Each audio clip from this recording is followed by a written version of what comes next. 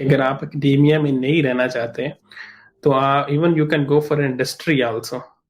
और अगर आपने इंडस्ट्री में जाना है, still the eligibility criteria is same. May be company का अपना कोई क्राइटेरिया डिफरेंट हो सकता है at the end of the day. मगर अगर आपने यूरोप में किसी कंपनी में एक्सपीरियंस लेना है 3 साल का, तो Marie Curie is the best option. What do you say? नहीं, मेरा मेरा एक कोलीग था, ठीक है। बल्कि दो कोलीग्स थे जो कि कंपनी में बेस्ड थे, ठीक है। एक सीमेंस में था। No, not Siemens. I forgot the name of the company. Philips, sorry, Philips में था, ठीक है। एक फिलिप्स नीदरलैंड के अंदर फिलिप्स में था, और दूसरा जो है पुर्तगाल में एक काइंड ऑफ स्टार्टअप था, ठीक है। तो आई थिंक कि उसमें ये होता है कि आप डायरेक्टली प्लेस होते हैं कंपनी के अंदर, ठीक है।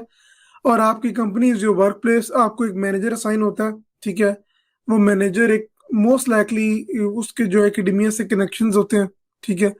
वो आपका मे बी, अगर उसके पास प्रोफेसर लेवल की क्वालिफिकेशन है, किसी यूनिवर्सिटी से एफिलिएशन है, तो he can be your main supervisor, और कोई और बंदा आपका सेकंड सुपरवाइजर बन जाता है, ठीक है।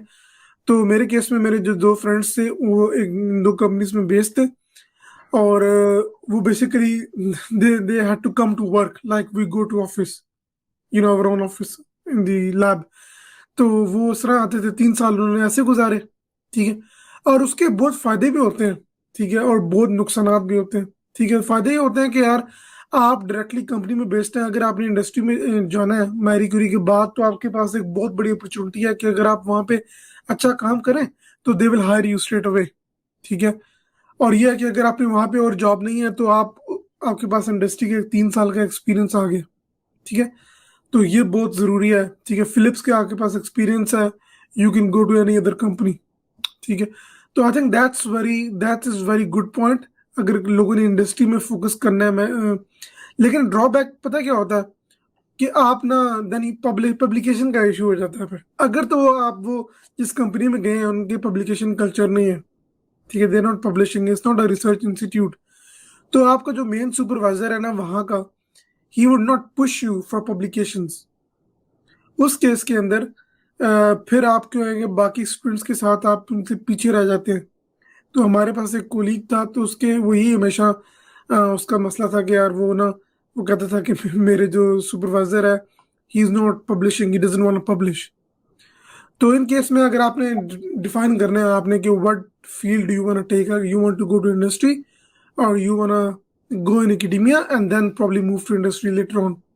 So, exactly. but if you want to work in a company, this is the opportunity.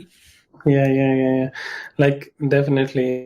तो आपका माइंडसेट है कि आपने जॉब करनी है, या आपने जॉब एक्सपीरियंस लेना है, और आपका इंटरेस्ट इतना नहीं है पब्लिकेशंस के अंदर या साइंस के अंदर इटसेल्फ, कि आप ज़्यादा जो है वो चीज़ें एक्सप्लोर नहीं करना चाहते, but you want to build things, ठीक है। तो इस तरह के माइंडसेट से definitely company is a good experience.